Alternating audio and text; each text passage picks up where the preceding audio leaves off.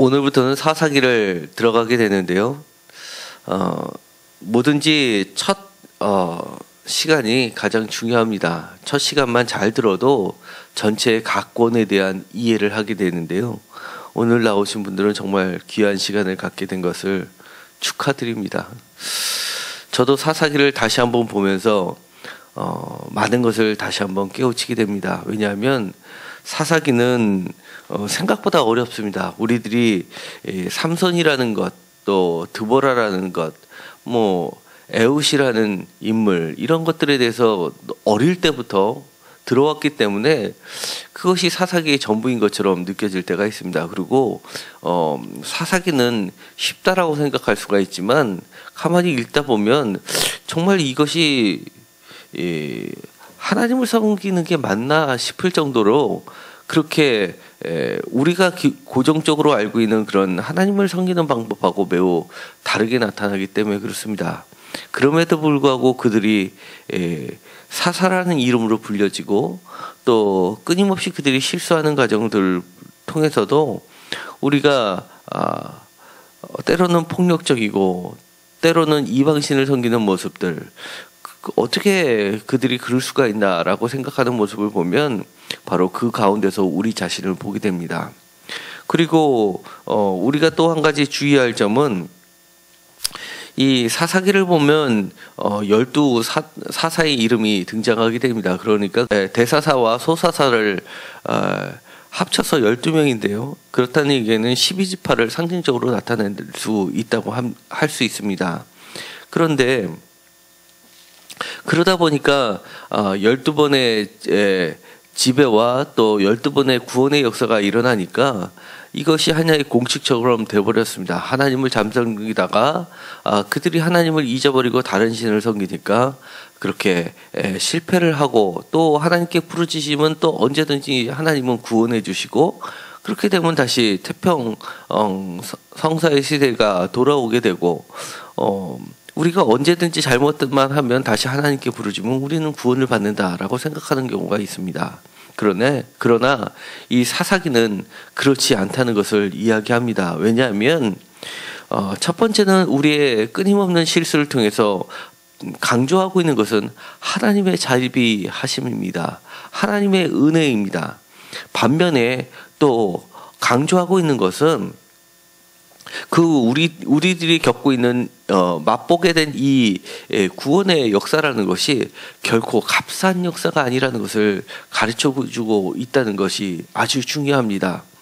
우리가 언제든지 잘못하고 나서 또 빌면은 하나님께서 용서해 주실 텐데, 우리가 살다 보면 잘못할 수도 있지라고 생각하는 것 자체가 하나님은 크게 진노하신다는 것을 기억하게 만든다는 겁니다. 대표적으로 사사기 10장입니다. 사사기 10장에 보면 사사 입다의 이야기가 나오게 되는데요. 입다의 이야기 가운데서 하나님께서 강조하고 계시는 것이 있습니다. 14절에 보시면 이렇게 되어 있습니다. 가서 14절을 다 같이 읽도록 하겠습니다. 사사기 10장 14절입니다. 다 같이 읽도록 하겠습니다. 가서 너희 곁에 간 신들에게 부르짖어 너희의 환난 때에 그들이 너희를 구원하게 하라 하신지라 라고 이야기합니다. 그러니까 하나님도 더 이상 지쳐서 두 번 다시 생각하기도 싫다고 이야기하는 겁니다. 이 말씀을 하기 전에 그들은 다시 한번 하나님께 간구를 하는 장면이 나오게 됩니다. 그럼에도 불구하고 하나님은 이렇게 이야기하십니다. 가라. 그리고 너희들이 섬겼던 그런 신들에게 부르짖어라 라고 이야기를 하게 되는 겁니다. 그리고 나서는 그러면서도 16절에 보면 이렇게 되어 있습니다. 여호와께서 이스라엘의 공고로 말미암아 마음에 근심하시니라. 새 번역에는 이렇게 되어 있습니다. 이스라엘을 겪는 고통을 보고만 계실 수 없으셨다라고 되어 있습니다. 그러니까 하나님이 그렇게 그들의 고통을 허락하셨음에도 불구하고 참을 수 없을 정도로 하나님도 같이 고통을 당하시고 괴로워하시는 모습을 그려내고 있는 겁니다. 그처럼 이 사사기는 하나님의 눈물을 이야기하고 있습니다. 마치 예레미야 선지자가 하나님의 심정으로 눈물의 선지자라고 불려지는 것처럼 사사기는 그렇게 하나님의 눈물의 역사를 그려지고 있는 것입니다. 오늘 읽었었던 바로 복임이라는 사건이 그것을 아주 잘 나타내고 있습니다. 2장 1절에 이렇게 이야기합니다. 여호와의 사자가 길갈에서부터 복임으로 올라와 말하되 라고 합니다. 이 길갈 하면 대표적으로 여호수아가 생각이 납니다. 여호수아의 진지가 있었던 지역이고 길갈에서 그들이 수치를 물러가게끔 할례를 향하고 그 다음에 유월절을 지키고 가나안 땅으로 요단강을 건너가면서 시작된 것이 바로 길갈이었습니다. 그런데 그곳에서 여호와의 사자가 올라와서 복임으로 오게 됩니다. 복임에 바로 이들이 있었던 것 같습니다. 그런데 이 복임이라는 뜻은 각주 1번을 보면 우는 자들이라고 되어 있습니다. 그러니까 이 복임에 와서 이 여호와의 사자가 그들에게 선포했던 그 말씀 때문에 그들이 울었다는 이야기입니다. 그 내용은 이렇게 되어 있습니다. 2절에 보면 너희는 이 땅의 주민과 언약을 맺지 말며 이 땅의 주민과 언약을 맺지 말고 그들의 제단을 헐라. 너희가 내 목소리를 듣지 아니하였으니 어찌하여 그리하였느냐라는 책망의 소리를 들었기 때문입니다. 그러면서 3절에 보면 무서운 이야기를 하게 됩니다. 내가 또 말하기를 내가 그들과 너희 앞에서 쫓아내리지 아니하리니 그들이 너희 옆구리에 가시가 될 것이며 그들의 신들이 너에게 올무가 되리라. 바로 가시와 올무가 된다는 이야기를 함으로써 그 백성들이 소리 높여 울게 됩니다. 그래서 울었다라는 우는 자들이라는 뜻으로 복임이라 그 지역을 명명하게 됩니다. 왜냐하면 1절에 보면 내가 너희를 애굽에서 올라가게 하여 내가 너희 조상들에게 맨상한 땅으로 들어가게 하였으며 또 내가 이르기를 내가 너희와 함께한 언약을 영원히 어기지 아니하리라 라는 그 말씀을 했었기 때문에 그들은 하나님이 영원히 그들을 버리지 않는다고만 믿고 있었는데 그 뒤에 나오는 여호와의 사자의 이야기가 그들에게는 그 전에 있던 언약을 모두 다 잊어버릴 정도로 울음바다로 만들 정도로 그들에겐 충격적인 이야기였기 때문에 그렇습니다. 바로 하나님을 잘 섬기지 못하고 그 땅의 주민과 언약을 맺으면서 하나님의 언약을 잊어버릴 정도로 그들은 전혀 상상하지 못한 지경으로 빠져들게 되고 결국은 그들에게 가시와 올무가 되겠다는 예언의 말씀을 들었기 때문에 그렇습니다. 이 이야기는 전체적으로 사사기 전체를 흐르는 이야기가 돼버리고 맙니다. 하나님의 눈물 그리고 이어지는 그들의 눈물이 이 사사기 전체를 흐르고 있습니다. 사사기 1장 1절은 이렇게 시작이 됩니다. 여호수아가 죽은 후에 라고 시작이 됩니다. 그러니까 바로 신명기 때 모세가 죽기 전에 백성들에게 이야기했고 그 다음에 여호수아 1장이 바로 모세가 죽은 후에 라고 시작되면서 여호수아의 이야기를 펼친 건데 이제 사사기에서는 여호수아가 죽은 후에 그들이 바로 모든 가족이 하나님을 잊어버리고 여호수아 때 믿었던 것과 전혀 다르게 반대되게 그들이 하나님의 언약을 잃어버렸던 그들의 역사를 이야기하기 때문에 그렇습니다. 왜 사사기 1장을 여호수아의 이야기로부터 시작이 될까요? 그것은 사사기 바로 전에 있었던 여호수아의 맨 마지막 장 24장이 여호수아의 당부로 끝나기 때문에 그렇습니다. 여호수아 24장을 잠깐 보도록 하시겠습니다. 여호수아 24장은 여호수아 전체에서 가장 유명하고 또 우리가 아주 익숙하고 잘 알고 그 다음에 설날과 추석이나 명절 때마다 우리가 읽는 말씀입니다. 여호수아서 24장 1절에서부터 14절과 15절을 다 같이 읽도록 하겠습니다.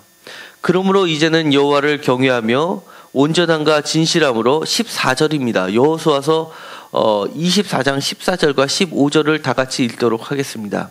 그러므로 이제는 여호와를 경외하며 온전함과 진실함으로 그를 섬기라. 너희의 조상들이 강 적적과 애굽에서 섬기던 신들을 치워버리고 여호와만 섬기라. 만일 여호와를 섬기는 것이 너에게 좋지 않게 보이거든 너희 조상들이 강 저쪽에서 섬기던 신들이든지 또는 너희가 거주하는 땅에 있는 아모리 족속의 신들이든지 너희가 섬길 자를 오늘 택하라. 오직 나와 내 집은 여호와를 섬기겠노라 하니 이것이 바로 여호수아의 죽기 전에 마지막으로 백성들에게 하였던 유언의 말씀이었던 겁니다. 여기에서 끊임없이 여호수아가 반복했던 말이 있습니다. 여호와를 경외하며 온전함과 진실함으로 그를 섬기라. 하나님을 섬기라는 말씀입니다. 그 다음에 다시 한번 이야기합니다. 여호와만 섬기라. 그리고 나서 15절에도 여호와를 섬기는 이렇게 되어 있고요. 그 다음에 마지막으로 오늘 나는 나와 내 집은 여호와를 섬기겠노라. 불과 짧은 2절의 말씀이면서도 끊임없이 반복하는 말씀은 여호와만 섬기라라는 그런 말씀이었습니다. 여호수아의 이름 자체가 원래는 호세아였습니다. 구원이라는 말씀이었는데 모세가 그를 지도자를 세우면서 이름을 새롭게 고쳐줍니다. 여호수아, 하나님이 구원이시다. 구원의 주체가 누구인지를 분명하게 하면서 여호수아를 지도자로 세웠던 겁니다. 다른 신들이 구원하는 것은 구원이 아니고 여호와가 하시는 행위 자체가 구원이라고 모세가 다시 한번 호세아에게 명확하게 가르쳐 주면서 여호수아가 하나님의 모세 다음의 지도자로 세우심을 받게 되는 겁니다. 그런데 그 여호수아가 죽게 되고 나서는 이스라엘의 역사가 바뀌게 됩니다. 사사기를 시작하면서 여호수아의 이야기를 사사기 1장부터 시작이 되고 복임의 이야기가 있으면서 그 다음으로 이어지는 2장 6절부터 다시 여호수아의 이야기를 하게 됩니다. 전에 여호수아가 백성을 보내매라고 하면서 다시 한번 여호수아의 이야기를 10절까지 하게 됩니다. 그러니까 이 서론 부분에 있어서 끊임없이 이야기하고 강조하는 것은 바로 누구를 섬기든지 그 섬김의 대상이 누구인지를 명확하게 하는 것이 바로 사사기라는 겁니다. 사사기는 하나님만 잘 섬기라는 것을 강조하고 있고 여호수아가 죽은 후에라고 시작하는 1장 1절에도 불구하고 다시 한번 강조하듯이 2장 6절에 전에 여호수아가라고 하면서 죽었던 사람의 이야기를 다시 꺼내서 이야기하는 것은 그만큼 하나님이 구원이시다라는 것이 중요한 것을 강조하고 있다는 것을 이야기합니다. 그렇지 않을 경우엔 너희들이 바로 눈물의 바다가 될 것이라고 경고하는 것이고 그 과정을 보면서는 그 고통이 마치 하나님의 즐기는 무서운 그런 폭력의 왕이 아니라 함께 고통을 받으시면서 하나님도 흘리시는 눈물의 과정을 보여주는 것이 사사기라는 겁니다. 우리의 역사 속에 일하시는 하나님은 결코 값싼 구원의 은총을 우리들에게 주시지 않았던 분입니다. 우리에게 허락하셨던 그 구원은 여호수아하고 똑같은 이름의 예수를 보내주셔서 하나님 자신이 십자가에 달려 돌아가시면서 우리에게 다시 한번 그리고 마지막으로 구원의 역사를 펼쳐 보이셨습니다. 이제는 예수 그리스도를 믿음으로써 우리가 구원을 받았는데 다시 한번 너희들의 사사기의 역사로 돌아갈 것이냐 라고 우리에게 다시 한번 결단을 촉구하는 말씀인 겁니다. 이 사사기에는 끊임없이 섬기다라는 말이 반복돼서 나오게 됩니다. 그런데 섬기다라는 말의 그 앞에 보면 이 사사기에는 계속해서 하나님의 이름이 거론되지 않고 있음을 보여주게 됩니다. 다시 한번 살펴보도록 하겠습니다. 먼저 사사기 17장입니다. 그 전에 사사기 10장을 보도록 하겠습니다. 우리가 읽었었던 그 말씀입니다. 10장 13절입니다. 거기에 보면 섬기다라는 말이 처음 나오게 되는데요. 여호수아의 이야기 다음으로 처음 나옵니다. 거기에 보면 이렇게 되어 있습니다. 다 같이 읽도록 하겠습니다. 너희가 나를 버리고 다른 신들을 섬기니 그러므로 내가 다시는 너희를 구원하지 아니하리라. 섬기다라는 말이 기대하면서 읽으면서 처음 나는 말에 감격했는데 알고 봤더니 그 앞에 여호와를 섬기는 게 아니라 다른 신을 섬기는 이야기가 나오는 겁니다. 그 다음에 17장 6절입니다. 17장 6절에 섬기다라는 말 대신에 비슷한 말을 하나 더 하는 게 있습니다. 6절을 다 같이 읽겠습니다. 그때는 이스라엘 왕이 없었으므로 사람들마다 자기의 소견에 오른 대로 행하였더라. 결국 하나님을 섬기지 않고 다른 신을 섬기고 자기 소견에 오른 대로 행하였다라는 이 말이 사사기 전체를 꿰뚫는 말이 돼버리고 맙니다. 사사기 21장이 맨 마지막 장인데요. 21장 25절을 가도록 하겠습니다. 21장 25절입니다. 다 같이 읽도록 하겠습니다. 그때 이스라엘 왕이 없으므로 사람이 각기 자기의 소견에 옳은 대로 행하였더라. 이제는 사사기 전체를 흐르는 중심 내용이 하나님의 눈대로 하나님의 보시기에 그들의 삶이 바뀐 것이 아니라 자기의 소견에 옳은 대로 행동했던 그들의 모습을 사사기는 적나라하게 드러내고 있는 겁니다. 그러다 보니까 사사기는 그만큼 사람들의 관심을 끌지 않았던 말씀이 됩니다. 심지어 미국 감리교에서 제정한 성서 주기 3년의 주기마다 읽게 되는 성서 주기표가 있습니다. 거기에 보면 사사기에 대한 본문이 다른 성경 모든 구절들이 본문들이 매일매일 읽는 주기표가 있는데 본문들을 책정해 놨는데 사사기의 본문은 딱 한 구절이 들어가 있습니다. 그 정도로 사사기에는 거칠 게 없는 것처럼 보이게 돼버린 것이 사사기입니다. 그러나 다시 한번 우리가 사사기를 꼼꼼히 읽다 보면 거기서 우리가 어떻게 하면 우리가 지금은 하나님을 잘 믿고 영원히 잘 믿을 것만 같지만 어떻게 잘못하다 보면 이렇게 빠지게 되는지를 거울을 삼게 되는 것이 사사기라는 겁니다.